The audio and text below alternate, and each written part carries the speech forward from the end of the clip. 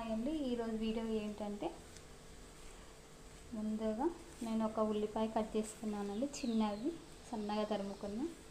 ఒక 2-3 పచ్చిమిర్చి తరుముకున్నా.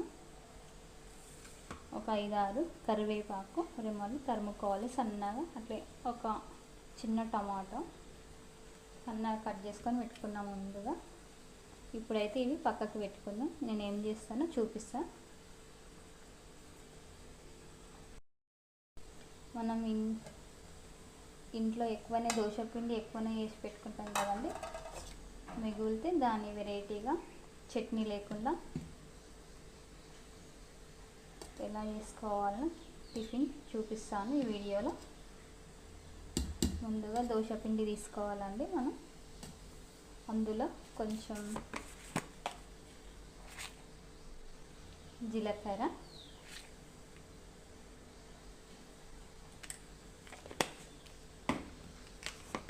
కొంచెం లైట్గా పసుపు, సాల్ట్, సరిపడా సాల్ట్ వేసుకోవాలి.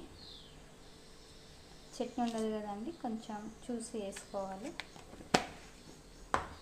ఇప్పుడు మనం ముందుగా తరుముకున్న పచ్చిమిర్చి, ఉల్లిపాయలు, టమాటాలు, కరివేపాకు అన్నీ వేసుకున్నాక మొత్తం కలిసేలా కలుపుకోవాలండి.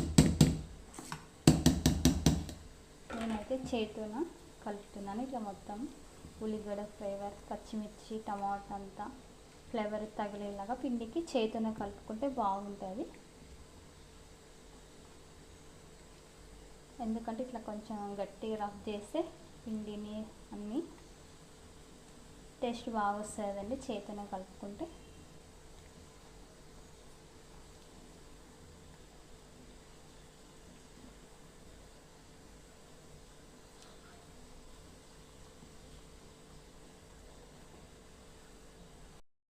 ఇప్పుడు మొత్తం కలుపుకున్నాక 5-10 నిమిషాలు పక్కకు పెట్టుకోవాలండి. కొంచెం పిండి మొత్తం పట్టే వరకు.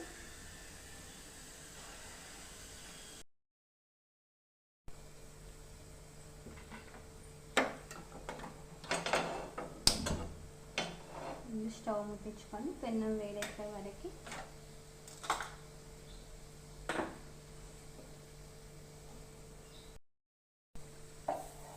అందుకు ఉల్లిపాయ రుద్దుకోవాలండి చిన్నవి. కొంచెం ఆయిల్ కూడా వేసుకొని, ఆయిల్ వేసుకుంటే ఉల్లిపాయ రుద్దితే కొంచెం తీయడానికి ఈజీగా ఉంటుంది.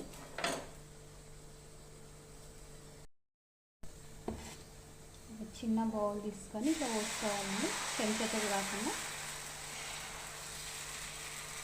కొంచెం మందంగా ఉండాలి. మనం ఇట్లా వేసినాక ఇట్లా తిప్పుకోవచ్చు.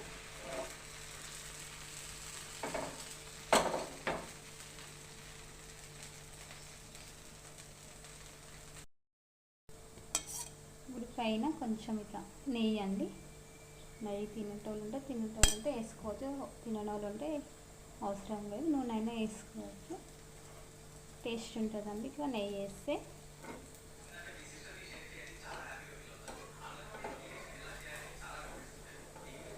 చాలా బాగుంటుందండి ఇలా వేసుకుంటే. దోశపిండితోటి చట్నీ లేకుండా అయినా సరే తినచ్చు. కొంచెం ఇట్లా కలర్ఫుల్గా ఉంటుంది పిల్లలకి అయినా పెద్దలకైనా.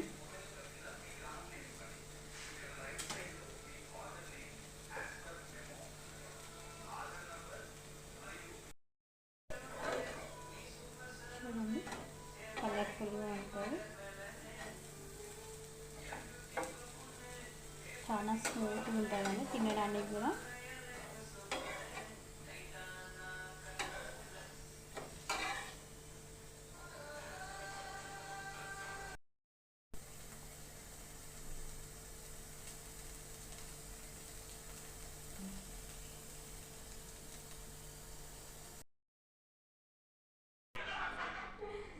అయ్యో వీడియో తీసింది.